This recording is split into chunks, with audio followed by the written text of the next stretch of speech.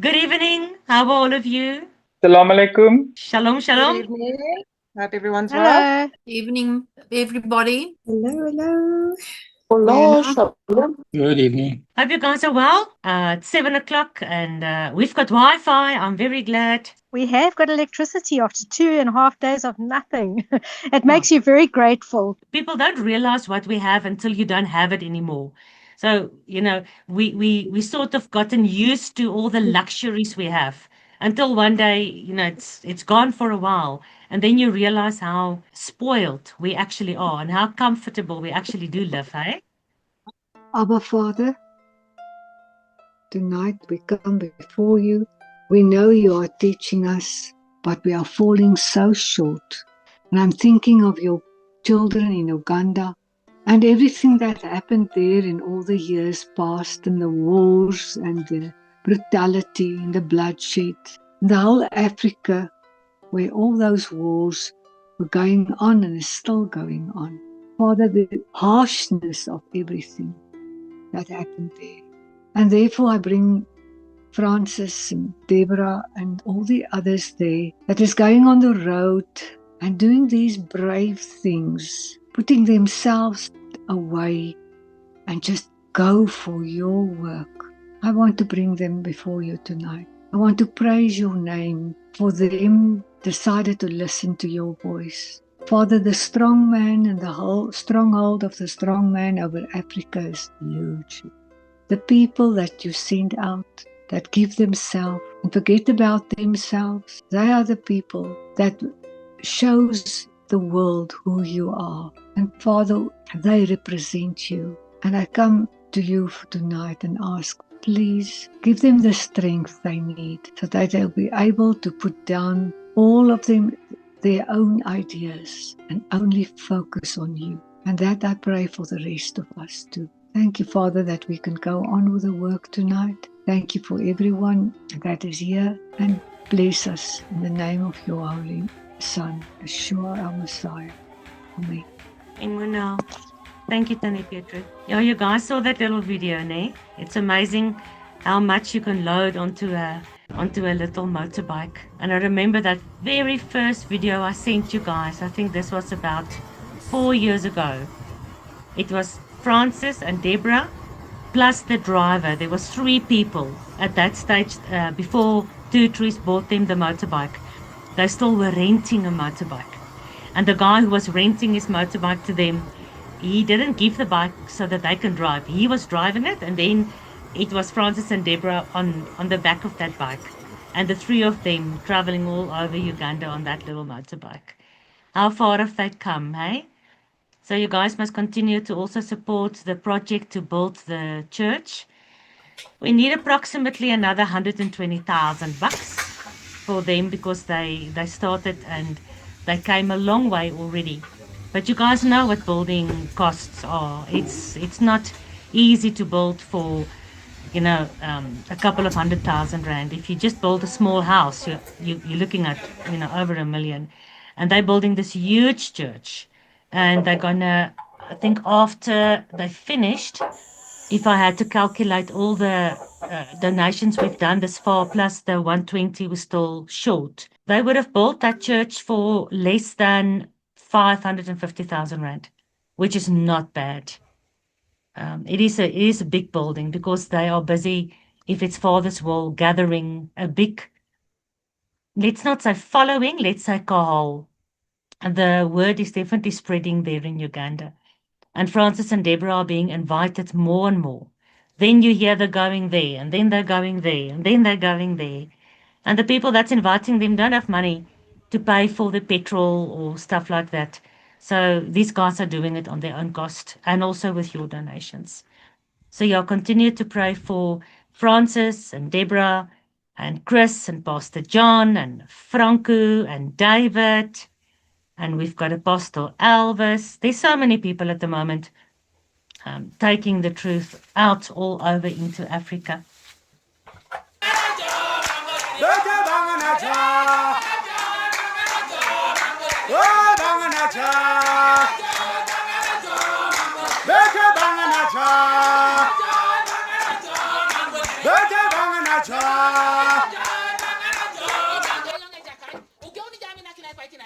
forth living creatures according to their kind. Okay. Then go to 27. So God created man Now in his 26. There's something I want. Right, we are still busy with the beast, and we have this three-part series in terms of the beast infiltrating all these different religious groups to try and get them as far away as possible from understanding the truth. And what the beast also has to do is to focus on this one group of people that is like a thorn in his side, and that's the Messianic group. Because the Bible says specifically that it will be the saints in the end days who knows the TNT that will stand and witness. And who will we witness against? Against the darkness. Who will we witness for? We'll witness for Yahuwah. And we need the knowledge of the TNT to be able to witness. Because if we're going to use Paul and some of the verses in the letters that Paul wrote, and somebody comes and tells us, no, but Paul is a false witness, how can you then witness for the truth if you already are being accused of using a false witness in your witness? And therefore we have to investigate all these tactics and strategies of the enemy. So tonight is part 6C, after we did part A and B regarding is Paul a false witness or not. And tonight I'm asking the question, are you a false witness? We're going to look at this whole attack on Paul because it's not peculiar to Paul only. We see the same, exactly the same strategy that the whore of Babylon and this whole beast system that she's riding has been using for almost the last 2,000 years. Actually, you can take that even further back if you look at how the prophets were persecuted and how false witnesses were brought against the prophets as well. So it's a recurring theme because it is a very effective strategy from the enemy. And my question is now, after we've looked at Boerseun, who is also a Torah obedient, for a lack of a better word, messianic believer. We've investigated Christianity, we've investigated Judaism, and now specifically we are starting to ask the question, are more and more messianics now agreeing with Christians and Judaism and the Pharisees in bringing false witness against Paul? Because that, the false witness, are the only words in the New Testament where Paul is ever accused through the mouths of false witnesses, and then specifically Talmudic Jews. When you look at the verses, and time again, you'll see that nobody else ever brings a false witness against the prophets, or against Yeshua, or against Stephen, or against any of the other apostles, and especially against Paul.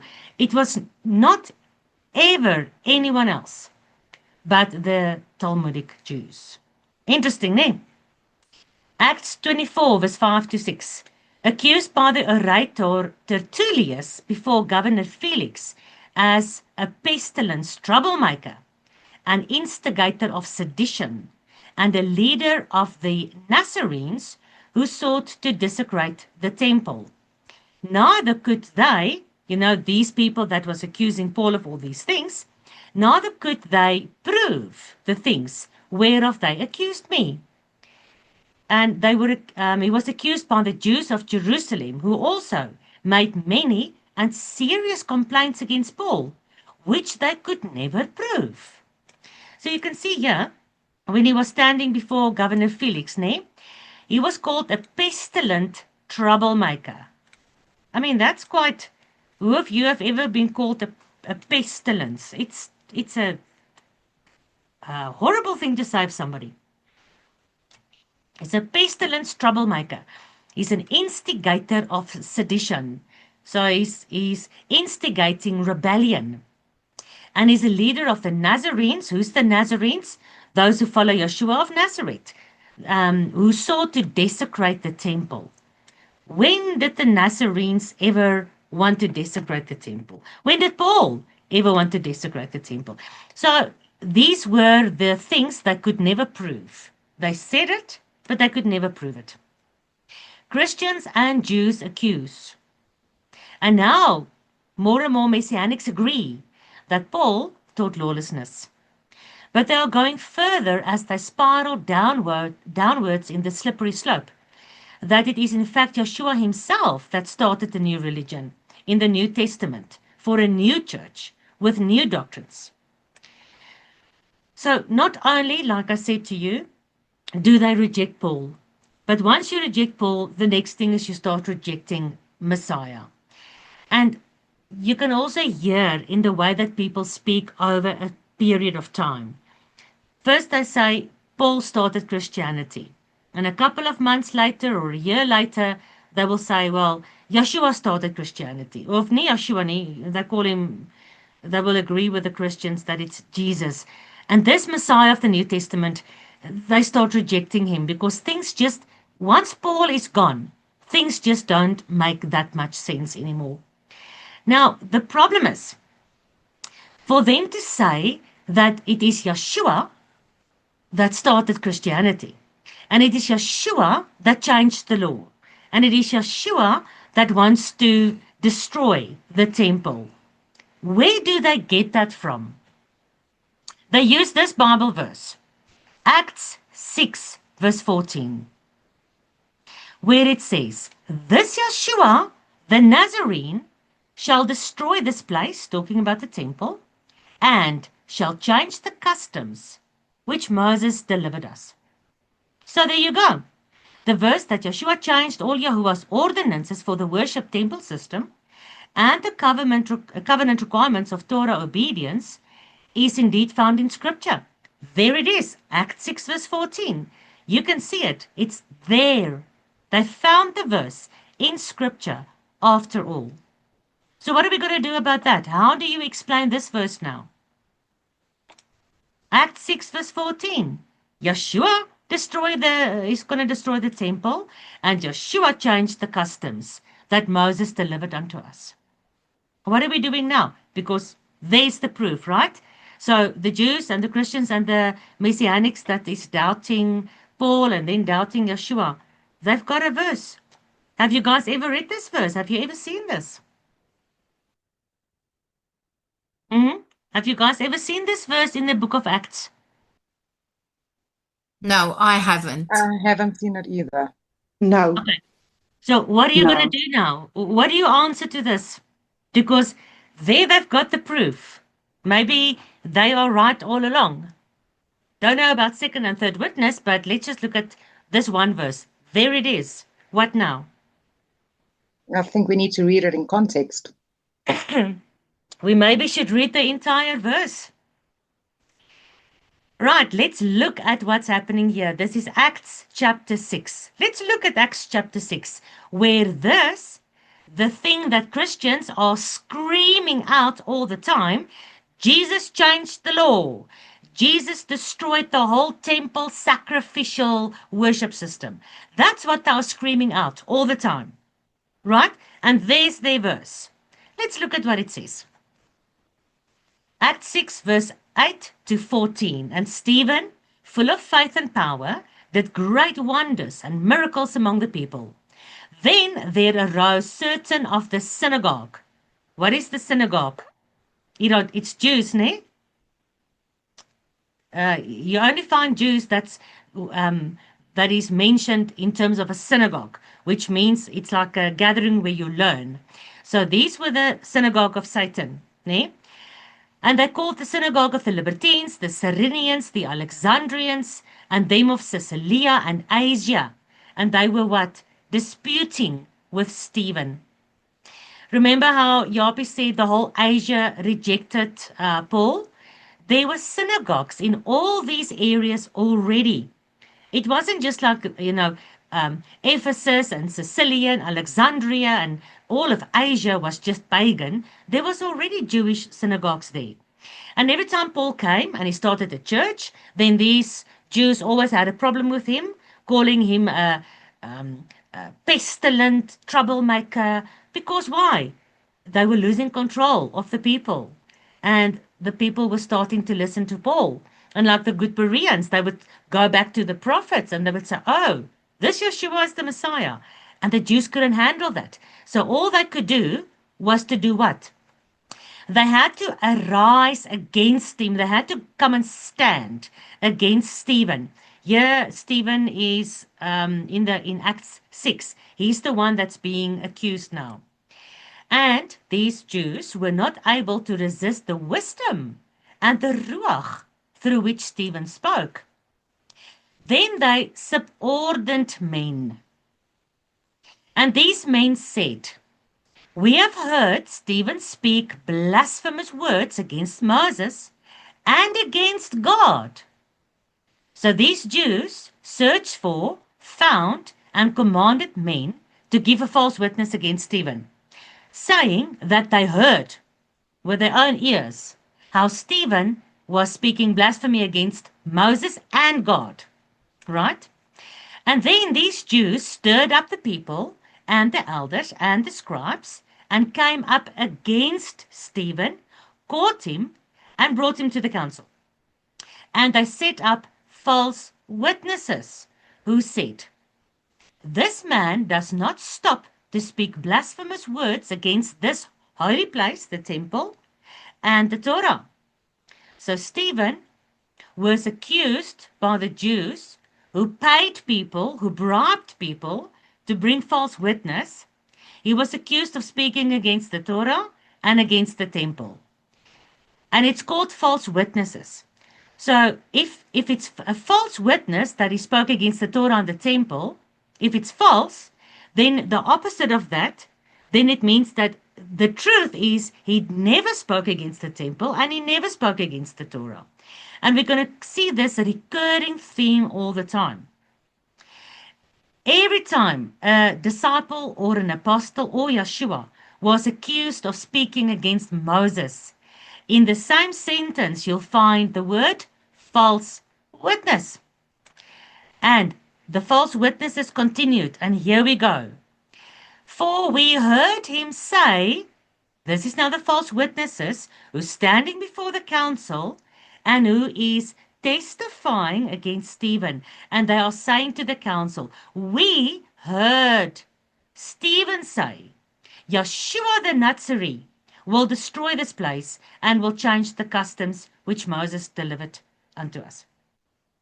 So the only place in the entire Bible where Christians get their doctrine from that Yeshua is against the Torah are in verses where false witnesses gave statements against Yeshua. False witnesses said, Yeshua will destroy the sacrificial system. Yeshua have changed the customs that Moses delivered. Yeshua never said it. In fact, he said the opposite. He said, do not say I came to destroy the law of the prophets. I did not come to destroy the law of the prophets. He said, not a jot or a tittle of the law and prophets will fall away. So Yeshua himself and all the disciples and all the apostles always confirmed the TNT. And it was only through the mouth of false witnesses that we actually find the Christian theology. That's a bit harsh. It's a bit heavy and difficult. But unfortunately, that's the evidence in front of us. If you say you believe in Jesus and you don't have to keep the Torah because Jesus changed it, then by your own admission, you're a false witness. The same goes for Paul. The same problem Stephen had. Destroying the temple, speaking against Moses. That's what Yeshua was also accused of. Want to destroy the temple, speaking against the customs of Moses, because he didn't follow Talmud, remember. Breaking the Sabbath and all those things, which was Talmudic rules. And it's the same thing now that Paul is accused of. So, rumor number one. Paul teaches against Israel, he teaches against the Torah, and he teaches against the temple. Who spreads these rumors? It was the Jews of 2,000 years back. Just like with Yeshua, just like with Stephen. Acts 21. The Jews of Asia saw Paul in the temple, and just like with Stephen, stirred up the crowd. laid hands on him and shouted, "Men of Israel, help us. This is the man who teaches things to everyone, everywhere, against the people, against the law, and against this place." Now, who's the people? Israel. What law? The Torah. And what place? The temple. And then they say, he also brought Greeks into the temple to desecrate this holy place. So these are the 4 things that Paul was accused of falsely. But let's look at what did he do? What did he preach with regards to the people, Israel, to the law, the Torah, to the place, the temple, and did he really bring Greeks into the temple to desecrate the temple?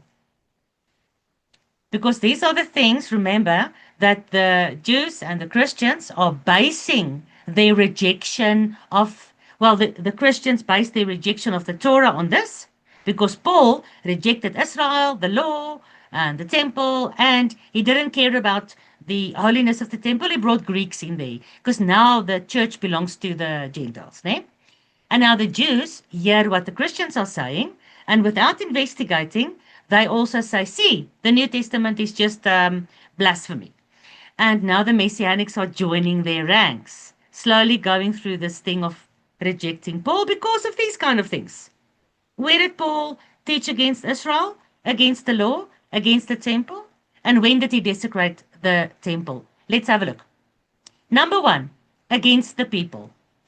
That is the first accusation. Now, Paul taught the Gentiles they must repent. Did he not? He taught them to receive forgiveness of their lawlessness through the blood. Did he not? And then to be grafted into the olive tree of Israel, according to the promise and the profession, becoming heirs of the promise to Abraham and to become part of the commonwealth of the people of Israel. I mean, Romans 10 and Ephesians 2 are just 2 examples. If this doctrine is correct, if you understand who Israel is in terms of the house of Judah and the house of Israel scattered into the Gentile nations, then you know that what Paul was preaching was never against Israel. When he spoke to the Gentiles, he didn't start a new Gentile church. How many times did he tell the Gentiles, you are aliens to the commonwealth of Israel. You are far away. You were pagan all your life. But now the blood of the Messiah that is bringing and paving the way back into covenant can now bring even you Greeks and you Gentiles back into covenant. But then Paul doesn't talk about a new covenant. You come into a new covenant now with Jesus. No, he refers them back to the original olive tree and to the original promises of Abraham, Isaac, and Jacob. So is there evidence that Paul ever taught against the people? No. In contradiction to that, there's evidence that he taught the Gentiles they are going to become part of Israel. So, teaching against the people, false witness. Against the Torah. In Acts 21:24, James, Peter, John, and all the elders and all the apostles said to Paul, that everyone may know that those things, those false witnesses and those claims and accusations against you, whereof they were informed concerning you, Paul, those claims are nothing. But they can all see now that you yourself, you walk orderly and you keep the law. So is there any evidence in scripture that Paul broke the Torah or that Paul taught against the Torah? No. In actual fact, all the disciples and all the apostles, all the people who wrote the New Testament confirmed that those accusations were false and that Paul was actually keeping the Torah. So, against the Torah, no evidence. Where did he ever, there's a mosquito now. Where did he ever teach against the temple? Let's have a look. Acts 21:26. Then Paul took them in, and the next day, purifying himself with them, entered into the temple. So he purified himself with other men. This is now four men that did the Nazarene vow. If you guys did Torah portions with us over the last 2 years, you'll know how beautiful and amazing the Nazarite vow is. So here Paul did the Nazarite vow, and it's a huge thing. Listen, the Nazarite vow takes a lot out of you. There's a lot of fasting and seclusion and isolating and really yourself after sonder, to put yourself away, isolate yourself and dedicate yourself for a certain period to the worship of Yahuwah. And then when you're done, you need to go to the temple for your whole purification ceremony. And you guys know how much that cost in the period where they lived. How many months' salary? You know, your average salary of an average guy. How many months' salary do you think it cost to complete your Nazarite vow? Who of you know? It's the same as the cost of the prostitute who washed Yeshua's feet and broke the vial of the nard oil, that little ointment. And Judas, the Jew, was carrying the purse. He said, "Oh, you know, this is worth how much, Fatima?" A year's salary? A year's wages. So it cost you, well done, a year's wages to complete your Nazarite vow. If you do the Torah portion on the Nazarites, you'll see where the Bible explains exactly what the offerings and the sacrifices and all those things were. So now, in Acts 21, the elders, James, Peter, John, and all the elders told Paul to take these 4 guys with him to do the Nazarite vow and to enter the temple with them in their purified form and to pay for their sacrifices. So that meant Paul paid for how many people all in all for the Nazarite ceremonies? There was the 4 guys. So 5 of them. 5. So how much money is that? 5 years of wages. It's a lot of money. And he's accused of desecrating the temple and preaching against the temple. But Paul took the 4 men, and the next day he purified himself with them, entered into the temple to signify the accomplishment, the fulfillment of the days of purification, until that an offering should be offered for every one of them. So he did the whole process of the Nazarite vow, shaving the hair, and all those things. And he paid for himself and these 4 guys. Now, if he was preaching against the temple, if you preach against pork, let's say you preach against pork, will you go and invest 5 years of your wages into a pork business? Will you do that? No, you won't. So if Paul was preaching against the temple, how will he spend all that money? And why would he do the Nazarite vow? Because he's most now free from the law. But the evidence and the proof in Scripture shows us in more than one way that Paul was obedient to the law. He believed in Yeshua as the Messiah, and all the elders and all the apostles witness of him that he walks orderly and he keeps the law. So, to say that he preached against the temple, false witness. Acts 25 verse 8. Neither against the temple, Paul says, have I ever offended anything at all. And this is recorded by who? Acts 25? It's recorded by Luke. Is Luke a false witness? No, Luke wrote this down because he knows it's true. Right, he's also accused of desecrating the temple. What does desecration mean? To desecrate something. What does it mean? To make it unclean, Mother. To make it unclean, yes. Lisa, is that what you wanted to say?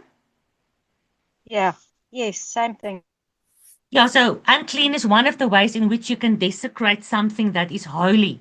What is another word for holy that you find in the word desecrate? Consecrate. Yeah, sacred.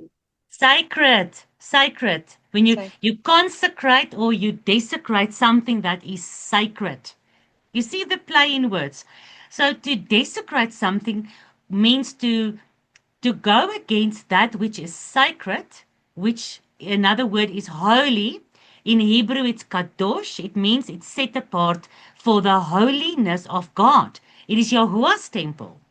So for Paul to go into Yahuwah's temple and to desecrate it, I mean, that's almost like an unforgivable sin. You can be stoned to death if you desecrate the temple. If you go into that sacred holy temple, like Antiochus Epiphanes, he desecrated the temple. He killed the Jews before the time of Messiah, in the time of the Maccabees. He killed the Jews, and the blood was flowing all over the temple floors, together with the pig's blood that he was there, sacrificing on the altar. That's desecration. Did Paul desecrate the sacredness of the temple? If he did, because remember what they said, they accused him that he brought Greeks into the temple and thereby he desecrated the holy place. That was the accusation, remember, in Acts 21. So what Greeks did he take into the temple? Wasn't it these Greeks that did their purification? Greeks that came out of paganism and became a TNT observer? And he brought them into the temple. Is that such a huge problem? I know in the time of Messiah and since the Pharisees took over and even up to today, the Jews that follow the Talmud have decided, well, in the temple, this area is for the Gentiles, like when you go there to Israel today, for instance, if you want to go and pray at the Western Wall, you have to put a kippah on. Otherwise, you have to stand far away behind another wall. So there's a separation. The Gentiles are here, and then only Jews can go close. And there's also a separation between men and women. And you don't find in any of the synagogues in the Bible, even if you look at the Old Testament, where the people gathered together at the temple and on holy days, there was never a separation of men and women. It's a Talmudic teaching. So these ideas that a Greek that has crossed over into the covenant with Yahuwah, that he cannot enter into the temple, that idea is not biblical. Because the biblical idea for any Gentile who does the covenant of God is that he's welcome in the temple. So where did the Jews get their teaching from? How can they say Paul desecrated the temple by bringing Greeks who believe in God, in the God of Abraham, into the temple? That's not desecration, that's worship. You're worshiping Yahuwah together with your lost sheep of the house of Israel, brothers and sisters, and they are welcome at the temple. Says who? Who says they're welcome at the temple? God says. Isaiah 56, verse 6. Also the sons of the stranger that join themselves to Yahuwah, to serve him, to love the name of Yahuwah, and to be his servants. Every Gentile, every stranger, every Goyim that keeps the Sabbath day from polluting it and takes hold of my covenant, I will bring him to my holy mountain, and I will make him joyful in my house of prayer. Their offerings and their sacrifices shall I accept upon mine altar, for my house shall be called a what? A house of prayer for all nations. Do you remember what Joshua said in the New Testament? He confirmed this. My house shall be called a house of prayer for all nations. My Father's house. You are making it robber's den, whereas my Father is making his house for anyone who comes into his covenant. So Yahuwah himself says, Paul was more than authorized to bring believing Greeks into his temple. But the Jews didn't want that, just like they don't want it today.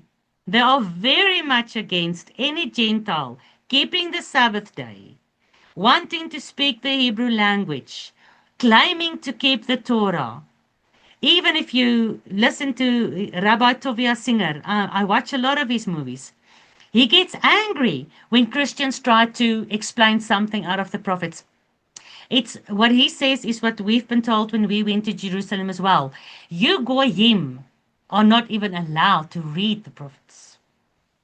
But Yahuwah says, the son of the stranger, if you keep hold of my covenant, I, Yahuwah, I'll bring you into my temple. So what are the Jews going to do? They're going to accuse Yahuwah of desecrating his own temple. If he brings Gentiles that have converted and have repented, if he brings them into the temple, so are the Jews going to say, oh, well, Yahuwah's now breaking the law? Because if you listen to the rabbis, especially if you read some of the books that's been written, even almost 1,500 years ago, they basically say they've got the authority on earth. God gave them the authority on earth. And Yahuwah in the heavens must actually obey those who's got authority on earth. It is absolute blasphemous. Anyway, Acts 21:21. And they are informed of you, the elder speaking to Paul, that you are teaching all the Jews who are living among the Gentiles to forsake Moses, saying they should not circumcise their children, neither should they walk after the customs. But we know that this is not true, Brother Paul, the elder said. You have to show them so that they can also know that all those things whereof they were informed of you is nothing, and so that they can see that you do walk orderly and you do keep the law. This is the evidence we see in Scripture, not what Yahweh says, not what the Christians are saying, and not what the Jews are saying about Paul. Just remember, the same false witnesses was brought against Stephen and against Messiah. Acts 6:13. And they set up false witnesses who said, this man, Stephen, never stops speaking blasphemous words against the temple and the Torah. Matthew 26. Now the chief priests, the elders, and the council sought false witnesses against Joshua to put him to death, but found none. They couldn't find any false witnesses against Joshua. Yes, though many false witnesses came, yet they could not find evidence of blasphemy or Torah breaking in Messiah Yeshua. So I'm saying tonight, Christians, be careful. Blasphemy against the Torah is found only in false witnesses. Paul didn't say it. Stephen didn't say it. Yeshua didn't say it. So for you to speak against the Torah, or to break the Torah, or to reject the Torah, that kind of action and those kind of words that you are speaking every Sunday is found only in the Bible when it's talked about false witnesses. And I'm saying tonight, careful Jews for rejecting Yeshua as Messiah because of the false witnessing of your Sanhedrin and because of the false witnessing of the pagan Christians. Because through your Sanhedrin and the pagan Christians, through their false witnessing, you are making up your mind about who this Messiah was. Because most Jews I know, well, I don't know them personally, but if I take all the books that I've read over the years and all the videos I've watched and all the CDs that I've listened to, how many Jews who wanted to tackle the New Testament so that they can speak up against this new messianic movement actually found that the moment they started reading the New Testament, they started realizing, but this man was acting 100% according to the Torah and the testimony. And many Jews like that who went into the New Testament to try and refute it actually became believers. Therefore, I say, read your freaking Bible, even to the Jews. Read the prophets. And then you read the New Testament. And stop listening to the Sanhedrin and the council and the Pharisees. And stop listening to what the Christian world is saying, what Jesus is. Because he's a pork-eating, blue-eyed, blonde-haired, white, Christmas-born, God. So, of course, the Jews are not going to believe in him. But they must stop listening to the false witnesses. And they need to start reading the Bible. Acts 5. Then stood there up one in the council, a Pharisee, named Gamliel, a doctor of the law. Like we said last night, I think it was Quintus, ne? Paul was a student of Gamliel. And just to qualify to be a student of Gamliel, you had to know the entire first 5 books, the entire Torah of Moses, out of your head. That's how good, that's the cream of the crop that you had to be. Gamliel was like the superstar of the law. He was a doctor. He was the most highest acclaimed in the law. And he stood up, because remember what I'm saying? I'm saying, careful Jews, listen to Gamliel. Gamliel says, careful Jews. He's a doctor in the law, high in reputation among all the people. And he said, refrain, stay away from these men, these disciples of Yeshua. Leave them alone. For if this counsel, if what they're doing is the work of man, it will come to nothing. It will frizzle away. And in 2 or 3 weeks, it will be all over. But if this is what is happening, if it is of God, you, Sanhedrin, you council, you cannot overthrow it. And if you're going to try to overthrow it, you are going to be found fighting against God himself. So all these false witnesses, Jews and Christians, according to Gamliel, be careful. You're going to be found fighting against God. No wonder Paul says, there'll be a great falling away. No wonder Yeshua says, doesn't help that you come knocking on the door and saying, but I believed in you. Yeshua's going to say, I never knew you. You were breaking the Torah and using Paul as an excuse to do that. And now the Jews and the Messianics are believing the false witnesses of the Christians who are trying to prove Paul said we can break the law, and now they want to reject Paul. False witness upon false witness. And eventually all of these people are found fighting against God. I'm also saying, careful Messianics, that you are not found deceived and led away because you cannot explain Paul, and because it's just easier to reject him than to do a little bit more research into his difficult words. Revelation 12:9, the great dragon, that old serpent called the devil, who is Satan, he deceives the whole world. And they worship this dragon, this devil, who gave power unto the beast, and they worship the beast. So what does Satan do? He deceives the whole world. And that power to deceive the whole world is given unto the beast. And the beast deceives the whole world. And the whole world is eventually found fighting against God. And if you fight against Yahuwah, you are absolutely worshipping the beast. The dragon beast has deceived the entire Christian world to use Paul as an excuse for lawlessness. I've got a whole playlist on YouTube regarding Christian deception. If you want to share that with any of your Christian friends or family that might have questions after these studies.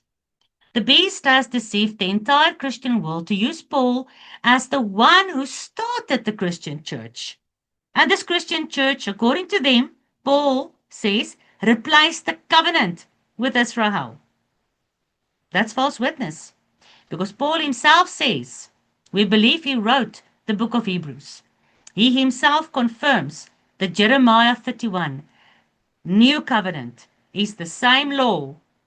It's a new covenant because now, Yahuwah says, when I gather you back after you've been scattered, I will forgive your sins, and I'll think of your iniquities no more.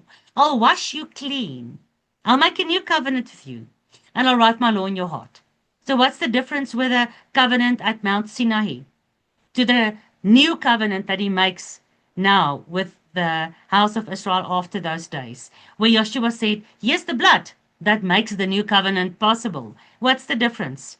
They came back out of exile and out of transgression, and they repent because Yahweh says, I'll wash them clean and I'll think of their iniquities no more. And now, when I marry them again, because I divorced them I married at Mount Sinai, divorced the house of Israel, but this is the new covenant I'll make with the house of Israel after those days, when they return to me and they repent and I forgive them and I wash them clean.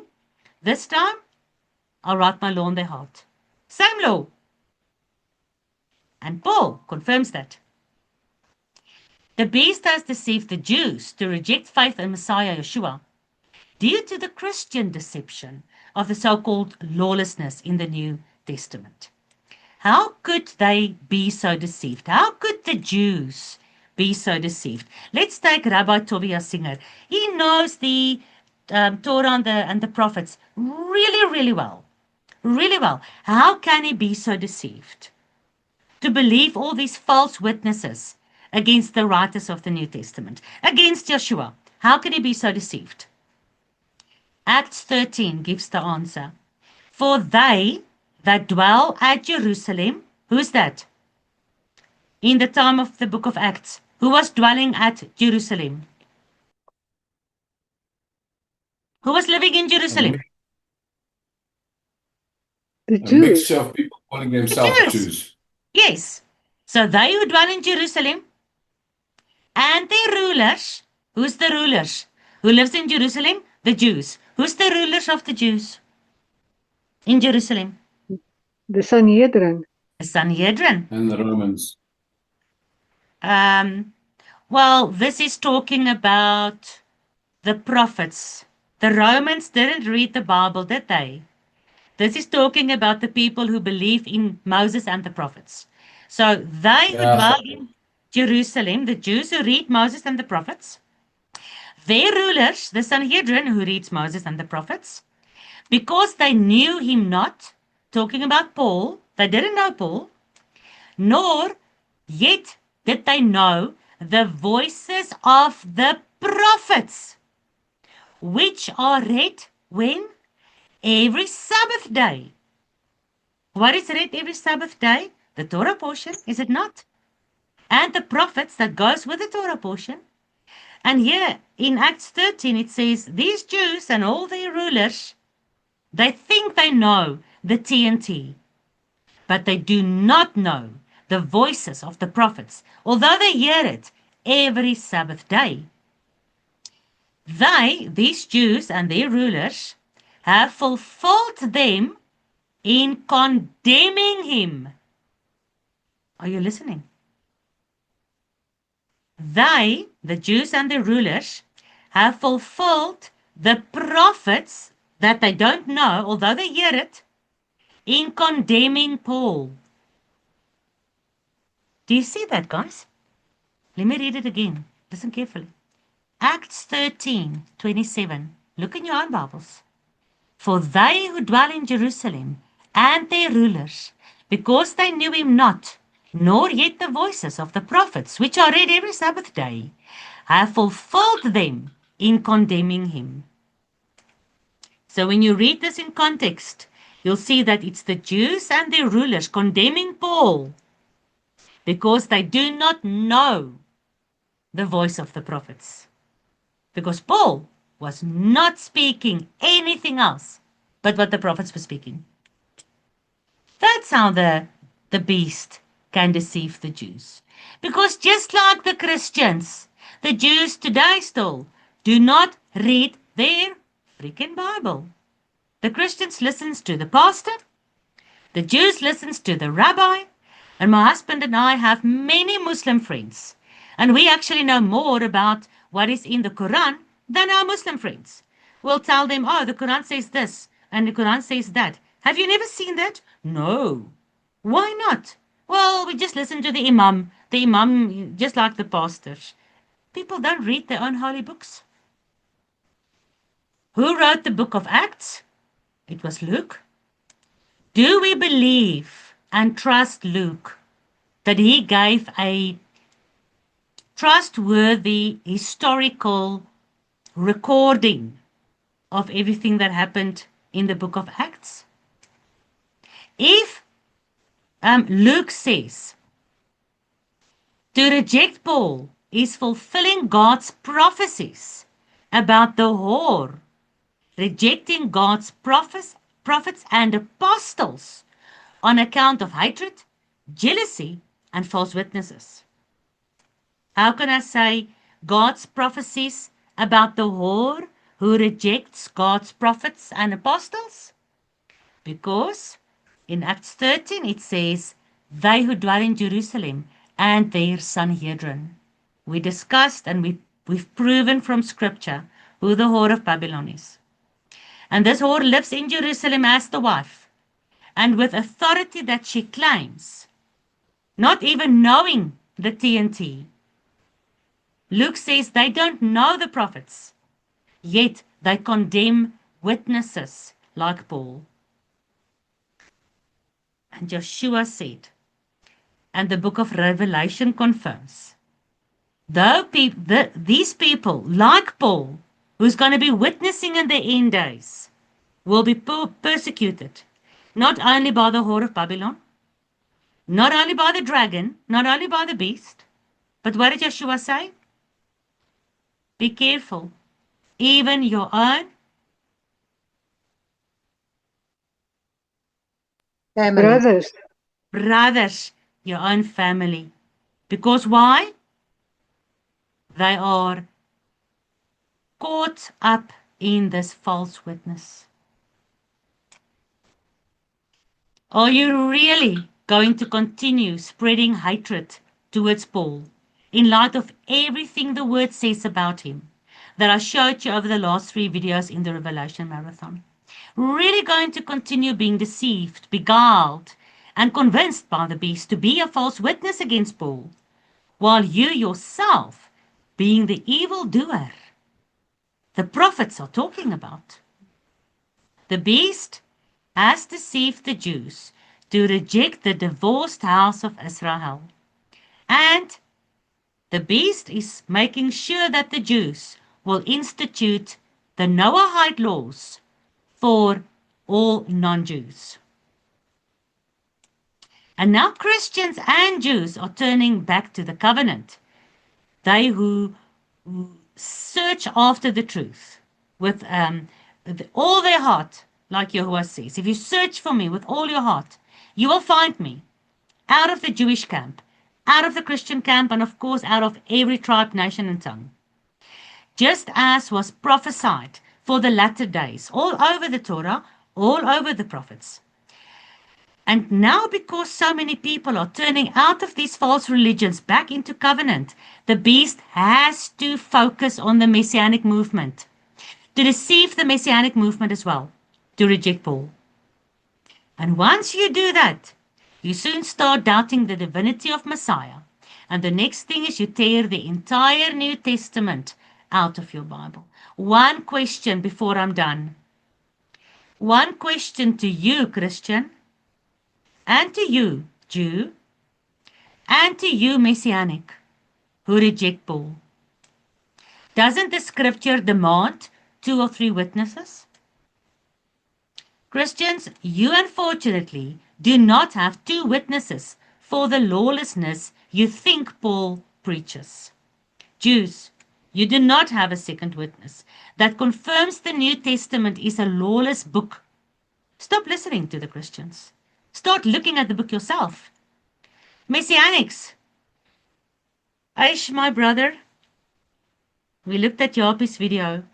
The Bible, the Word of God, is void of any other witnesses against Paul.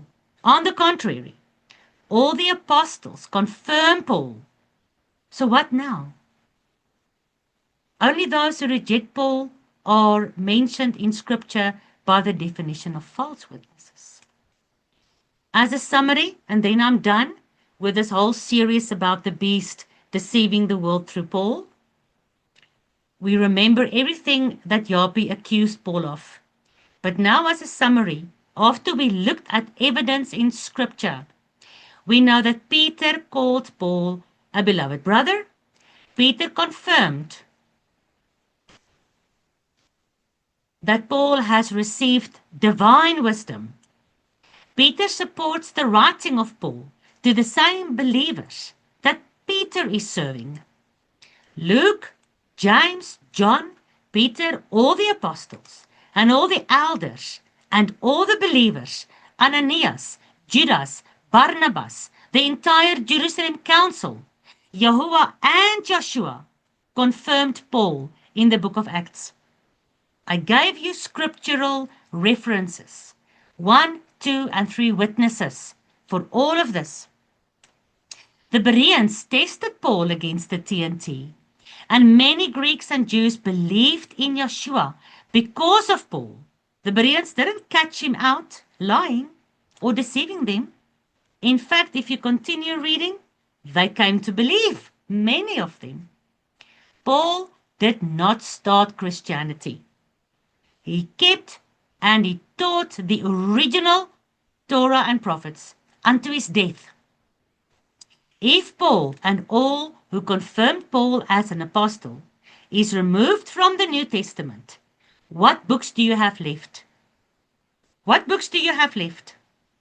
No wonder people who reject Paul start down the road of rejecting Yeshua as the manifestation of Yahuwah, the child born, and is called Everlasting Father. And then eventually they reject the entire New Testament and they swing all the way into the far right, into the camp of Judaism. So when we look at the New Testament, the majority of the New Testament is in green on this picture, and it's written by Paul. Now, if we take all of this out, all of the green books by Paul, then you've got Matthew, Mark, Luke, and John. Luke already is a problem because Luke also wrote the book of Acts, and Acts confirm Paul. So if you take the red out as well, you're only left with Matthew, Mark, and John. But John is a problem because John was part of the Jerusalem Council and he approved Paul. So you have to take the Gospel of John out, and that's in blue. See? Therefore, you also have to take 1st, 2nd, and 3rd John as well as Revelation out. So you're only left with Matthew and Mark. And then you're left with James. Oh, but we can't. James, you have to remove this one in purple because James confirmed Paul. Peter confirmed Paul. So 1 and 2 Peter is also removed. So what are you left with if you reject Paul? What books in the New Testament have you got left? You've got Matthew, you've got Mark, and you've got the book of Jude. You've got 3 books left in the New Testament. Is that enough to help you understand the fulfillment of everything prophesied in Moses and the prophets? I want to end where Paul said, close to the end of his life, close to him where he knew that he was going to die, where Yahuwah prophesied over him. Yahuwah said to the prophet Ananias, go and show Paul. I've chosen him. He's a chosen vessel. He must declare, as a Torah expert, he needs to declare the covenant to the Gentiles. And you have to go and show him how much he will suffer for the gospel. And at the end of his life, he knew he was going to be executed. And he said in Acts 24, Acts 21, verse 24. Can't remember now exactly. 24, verse 21, something like that. He says, I belong to the sect. I belong to what they call a cult. And the name of this cult is The Way. Believing everything written in Moses and the prophets. And in so worship I, the God of Abram, Isaac, and Jacob. May we agree with that. May we also say, I belong in what they call the sect of the way, obeying the Torah and the testimonies, and in so doing, I worship the God of my fathers Abram, Isaac, and Jacob. With Paul. Amen. Amen. Amen. Actually, my wife is quickly helping me, yeah? No, I'm not quick enough. Does he say the sect of the way or the sect of the Nazarene? It depends on which translation. Acts 25.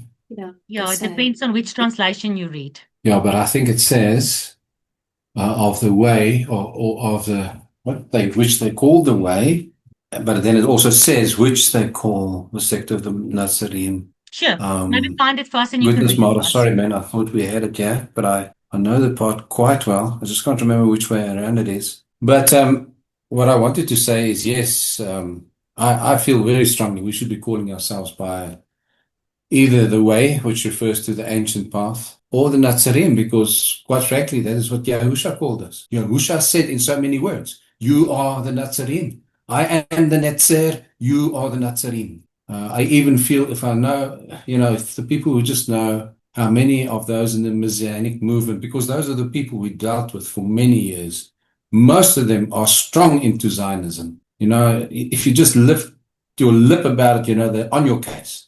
So I wouldn't even call myself Messianic. I don't even want people to know, this guy goes by the name Messianic, really. I know it means that it refers to our Messiah, our beloved Messiah. But there's just so much junk going on in the Messianic movement. It's just not true. And I just have this thing of, sorry, I don't want to be otherwise, but Yahusha called us the Nazarene himself. He said, I'm the vine, you are the branches. Yeah. Mara, you presented this extremely well. Sure. A lot to digest. But yeah, thank you so much. Only privilege. Only my privilege. We also called Hebrews in the Old Testament, because we crossed over from Babylon into Yahuwah's covenant and his promised land. So, but you go around, you call yourself a Hebrew, people are going to say, what? You Hebrew? Are you a Jew? You call yourself a Nazarene, and there's a church called what are they called? There is a church called something with Nazarenes, and they don't believe 100% correct. So you also don't want to, so it's difficult. What do we call ourselves? So ultimately, I just say, listen, in Revelation, it talks about the saints. In Revelation, it talks about the saints who keeps the Torah and have the testimony of Yeshua. So these days, I just tell people, I follow the TNT. And then they ask what it is, and then I can explain to them. We also can call ourselves the people of the book. My husband just reminded me, in the Quran, it says, if you're in doubt, speaking to the Muslims, if you're in doubt about anything regarding, the history and the laws and all those things, go speak to the people of the book. And what book are they referring to? The books of Moses, the Torah. So what's in a name? Wickelspies, Shakespeare, Shaking Spear, which is another royal Nephilim bloodline. And it was actually Francis Bacon who wrote all those plays. And it's very, very deep mythological plays. But anyway, in Romeo and Juliet, one of them said, what's in a name? And that's the same with us. What's in a name? What names do we eventually go about calling ourselves? Does it really matter? The fact is, we believe in the Messiah that's prophesied from Genesis 1 verse 1. We obey the law of God all throughout the Bible. We do not believe a jot or a tittle of anything has changed. So we are biblical believers. And everyone can come up with a different name. It depends on the conversation with the person you're having. How much time you have to explain yourself. That's the most difficult. Thanks, Dirk. You are right. I agree with you. Leslie? Ada, on the scriptures, on the word, on all the different translations, I in one of my Bibles, and which I bought because of the renewed names. So it's the scriptures from the Institute for Scripture Research, and I was just looking in the front to see exactly where they got their source from.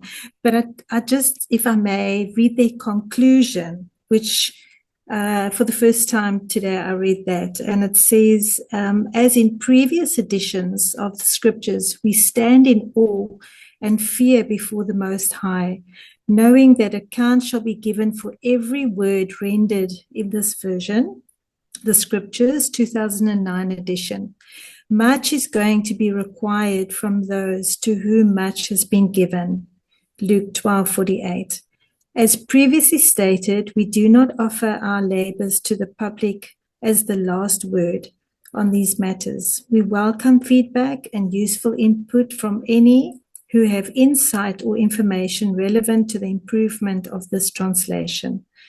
With this edition of the scriptures, we continue to reach out a hand of love toward all scripture believers of all backgrounds, pleading that we join hands and turn back to Yotevafeh, who will then turn back to us.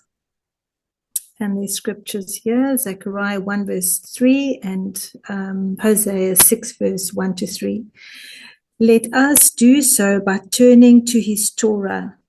This will lead to belief in Yahushua and his words. John 5 from 45 to 47. And for those who come into the renewed covenant, this will result in reconciliation to his Father.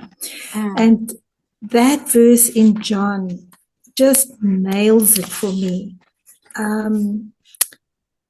If I may read that, it says, John 5:45, do not think that I shall accuse you to the Father. There is one who accuses you, Moshe, to whom you have set your expectation. For if you believed Moshe, you would have believed me, since he wrote about me. But if you do not believe his writings, how shall you believe my words? Beautiful. Yeah. Beautiful. And that's the words of Yahushua himself. Yeah. So we have to go back to the Torah. We have to go back. But we also have a lot of discussion and a lot of deep. We also have friends, new friends here now that, it's not that they reject anything about Paul, but it's for them all about what Yeshua did for us. And so it keeps, when I hear it all the time over and over again, it sounds like this salvation versus the law issue, Yeah. But you've mentioned it many times that it's first salvation and then obedience. So learning how to walk in obedience, we need the whole Bible from Genesis to Revelation. We need the books of Moses, like Yeshua himself said. So there can be no argument about that. The word is very, very, very clear on that. And so we had a discussion today, my husband and I, about working out your own salvation. And like he says, you can't work out your salvation of belief. It is a gift. You accept that gift or not. But it is what do you do with that afterwards? Once you've come to the belief, how is your life changed? And how do you struggle with that? It's almost like a Wrestling. a struggle. Yeah. So that for me is working out your own salvation. So yeah, I think we really do need to pray for a lot of, for ourselves and for each other, and for those that also need to see the truth, because everyone thinks they've got the truth. Well, And funny, Yeshua's brother James, he also said, you want to show me your faith without works, and I'll show you that faith is only evident out of your works. So if you say you've got faith, but you've got no works, then your faith is built on sand. Because works is the fruit of your faith. Yeah. And Yes. I also, whenever I speak to people that says salvation, not obedience, it's all about salvation, then the best way to try and steer the conversation is to ask them, what are you saved from? What does salvation mean? Who are you saved of? Or what are you saved of? Do you know that most Christians can't answer that? They believe in salvation through Jesus, but they don't know what they're saved of. Yeah. So Leslie, what would you answer? What are you saved of through salvation? So it's the consequence of my disobedience, of my sin. Exactly. You are saved from the consequence of your disobedience. Who is going to bring that consequence of disobedience upon you? Well, myself. No, who's going to bring what is the consequence of disobedience? Let me ask you that. Death. Who's going to bring death over you? Removed. Who's going to bring death over you? The accuser? Who's gonna kill you on Judgment Day? Yeah, Yahuwah himself. So you are saved from Yahuwah's wrath. Yes. That's salvation. Do you understand? That's salvation. Yes. So are you saved? This is the question. Are you saved from Yahuwah's wrath, who puts punishment on you, or you deserve punishment because of disobedience? Now this God, whom you are saved of, saves you so that you can continue being disobedient? It doesn't make sense. No. So once they understand salvation, that it is grace, absolutely, because you deserve death. The wages of sin is death, and sin is the breaking of the law. So the wages or the penalty for breaking the law is death. Who brings death upon me? Yahuwah does. So now I have to ask Yahuwah for forgiveness. And if I get that, and my sins, my breaking of the law is covered by the blood of Messiah, can I really continue walking in the same disobedience I walked before my salvation? That's the kind of questions you ask, just to make people think. Not to tell them, oh, you have to keep the law, you have to keep the law. Make them understand, make them think. What did their salvation mean? And who are they saved of? You know that most people think they're saved from Satan, or they're saved from hell, or they're saved from death. None of those things are true. You are saved from God. He's the one that's going to throw you in hell. He's going to bring death over you. I mean, he's going to burn Satan up in the lake of fire. So how can you be afraid? How can you be saved from Satan? You were redeemed out of the kingdom of darkness. But we must, what did Alcibi teach us? Was it Alcibi? The secret of Yahuwah, he reveals to those who fear him. But because people do not fear this God, they think, oh, Jesus saved me, I've got a ticket to heaven, God will do nothing to me. They don't realize they are saved from this God. Anyway, we need to learn to ask these kind of questions to steer people in the right direction. Because once that blindness can just fall a little bit away from them, and they can start trying to say, oh, wait, you are right. I'm not saved from Satan. Oh, wow, I'm saved from God's wrath because I disobeyed him. So, yes, I cannot continue to disobey him. Then the light goes on, and you can finally help that person with Bible study further. Fatima? Yeah, thank you. Yeah, I was just this whole conversation going on my way home from work this evening as well. I was driving and I stopped behind a car, and they had like this big sticker on the back window that said, Jesus is the way to get to heaven. And immediately this thought came up, and I was like, he's not a scapegoat. But then I also straight away thought about Leviticus and the Day of Atonement and how there were two scapegoats. So I found it quite ironic, but it is. He's not a scapegoat. He did so much more for us than just get us to heaven. And people miss that whole, that deep, the depth of the meaning of the whole word. They just miss all the, it's just so much more than what they think. Yes, They just, much more than just yeah, he it's so died. shallow. He died for your sins so you can have a lucky life. And you can Yeah. go to heaven and sit on a cloud for the rest of eternity playing a harp.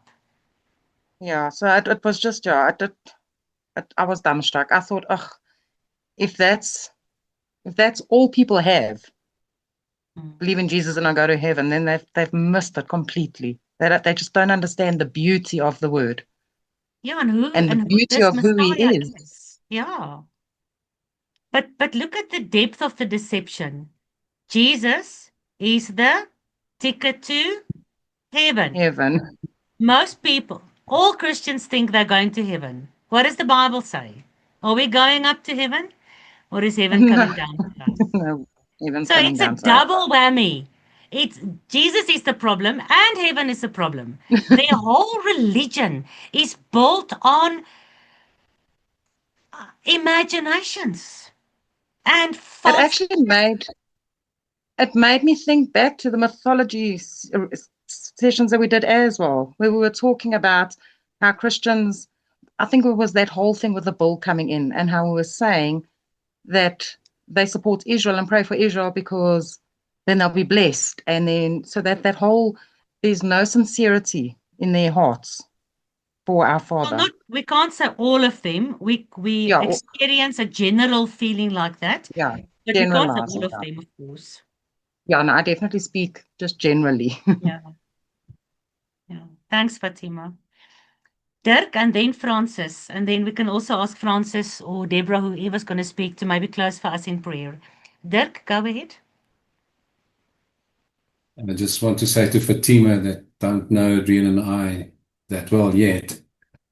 That's where we were for almost 2 decades, Fatima, before Father started pulling us out of praying for the Jewish people. And we were quite involved. Yeah, it's when Father starts opening your eyes, you start seeing all the things that we were lied about. It's like, it's shocking. And then I just want to mention that I see Lisa mentioned the TS2009, where it talks about the sect, but you find it in 2 places in Acts 24. I've got about 6 or 7 references open, or different Bibles, talking about in verse 5, the sect of the Nazarene or Netzarim. Nazarene is the one. Which one is that? I don't know which translation that is. And then, of course, a couple say the Nazarenes. Now, really, if you go and look at the Hebrew, Nazarene is not the same as Nazarene. The Nazarenes are those from Nazareth, or, the Nazarenes, where Nazarim or Netzarim literally means branches, which is what Yahusha said. He said, I am the Netzer, you are the Nazarim. So, yeah, quite a few. What's interesting, the TS2009 then goes and uses in verse 14 also the word sect, both verse 5 and verse 9. Is it verse 9 now? No, verse 14, Lisa said. Many of the other translations would use words like heresy, or I don't have all of them open here now. Cult, sect, heresy, those 3 words. Yeah. But the fact is that the way, if you go and really read it in 24, you'll see that the way is also called the sect, and the way is called the Nazarene. The way of the Nazarene is the sect. It's a sect of, you'll see it twice in some of the translations, verse 5 and verse 14, where it says the sect of the way and the sect of the Nazarene. Yeah, depending on translation, but it is there. So what is your conclusion? What is the thing that you want to tell us? Just what I said earlier on, Paul came and he said, yeah, they accuse me of being part of this sect, which is called the way, but it's also called the Nazarene. Both terms can be used if you read what it says in many of the translations. And both are called sects, kind of thing. It's just to me still nice to know that Mashiach said, you are the Nazarene, kind of thing. So, yeah. But it goes deeper than that. It's been prophesied in the book of Genesis, where Jacob prophesied over Joseph. And he said, the branches, the Nazri, the branches of Joseph will grow over the walls. And that's, of course, Ephraim and Manasseh, ne? Yeah, I remember that one. Good one, Mother. Thank you. Francis. Francis or Deborah, you can go ahead. Okay. Thank you so much for the time given to us. I only wanted to say something of apology. I apologize because I was one of those who hated Paul's words or teaching. Why? Because most people, Paul, to fight Yahuwah himself. Yeah. Whenever we go to the field, our Paul, they always say, they use Romans chapter 3, saying that none who is righteous, so he delivered us from the law. And as always, I think it's my hobby. Whenever you teach, I have to start with myself. Then after I finish to screen out myself with what you're teaching, I go to the community or the next person near me. I found that Paul himself, with whatever he wrote, an example again is First Corinthians chapter 7. Always that thing encouraged most people to commit adultery, because you always say that, as I, Paul, I encourage. So that thing made me so angry with what Paul spoke and what these people say. Everything they could say, they could refer to Paul. Paul says. So with that, it made me more angry. It made me not to feel okay with what was going on. What hurts me most, right now we have been having this teaching. Our brothers, the real brothers, the members that are with us, are against us, are fighting the Torah, are fighting TNT. I feel it. I always, after you've taught, sometimes I come and cry. Why? These people, they say they know the truth, but they can't really accept the truth. One of the members told me, we are fasting, praying and fasting till you come back to Sunday worship. You must come back to Sunday worship. I wondered, and what reason was he giving? Paul, the word Paul, the name Paul. That's why I had to apologize that I was one of them who hated the name Paul with all what he had written, because it has encouraged people to fight against Yahuwah himself. But today, I have understood. Thank you, Mother. Thank you, Tutri. Without you, I would continue hating Paul with false teachings, and yet he was right. Thank you so much. That is what I wanted to expose. But I always ask, Tutris, pray for us. The war is hard. It's a very big war. People who claim to know the truth, people who attend to your teachings, can't understand, can't really come out of Babylon to the right path. It gives me to have ulcers. I'm sorry to say that, because I overthink of what these people are really doing. Whenever we take a step, where we have left is where they step. But with those false words from Paul, they always teach about Paul. Paul says, no righteous person, nobody who can keep the TNT. Who are you to deceive people? It's only the whites that you've got who are deceiving you, but there is none who can. Please, this is a wrong doctrine, killing all people. So it's a very big fight. And who is doing this? The brothers who say that they are learning with us. I'm sorry to say that, but that is what I experience Thank you for making me understand the truth. I would have got lost. Whenever I finish to teach, my life changes.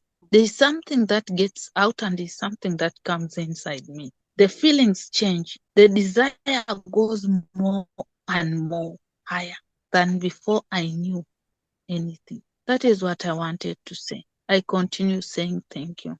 It's a pleasure, Deborah. I'll I need you continue to learning. remember when you speak to these brothers, And we shall continue. when you speak to them, remind them, find the verse, I'll look for it now, I'll send it to you, where Paul says, every matter must be confirmed by 2 or 3 witnesses. Then you ask these brothers, if it's true that Paul said, we are free from the law, we cannot find righteousness by keeping the law. That's one witness. Can you please give me a second witness? Ask them. If Paul says this thing, where in the Bible is the second witness? And remember, they cannot give you another verse of Paul. That doesn't count as a second witness. Paul counts as a witness. A second witness must be somebody else in the Bible. So ask them, give me a second and a third witness as per Paul for this doctrine of not keeping the TNT.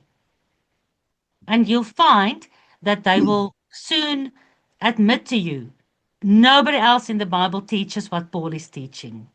Therefore, the Christians love Paul because they take his words, like Peter says, and they twist them into lawlessness. Paul did not preach lawlessness. He preached salvation without the law. True, Mother. But then But the the law fact is for your is, covenant obedient lifestyle. Yes. Yes, it's Deborah? true, Mother. I'll always try to do that, but the fact is they saw and they made an oath never to turn away from their Sunday worship because their parents, the grandparents, and this doctrine we are trying to bring, it's something new, which is not even, it's something of the white. The whites always come and destroy people's souls, so they made an oath never and never. It's for the whites, not them. Okay. That is what we always experience in Uganda. Tradition. Thank you so much. Thanks, Deborah. Will you pray for us They and then we'll cannot say be good told. night? Okay, please. Maybe we shall take our prayer tonight in the book of Psalms. Psalms 91 from verse 1. It says, he that dwells in a secret place of the Most High shall abide under the shadow of the Almighty. I'll say of Yahushua, he is my refuge, my fortress, my Yahuwah, in him I will trust. Surely they shall deliver thee from the snare of the fowler and from the noisome of pestilence. He shall cover thee with his feathers, and under his wings shall thou trust. His truth shall be thy shield and buckler. Thou shalt not be afraid for the terror by night, nor for the arrow that flies by day, nor for the pestilence that walks in darkness, nor for the destruction that wastes at noonday.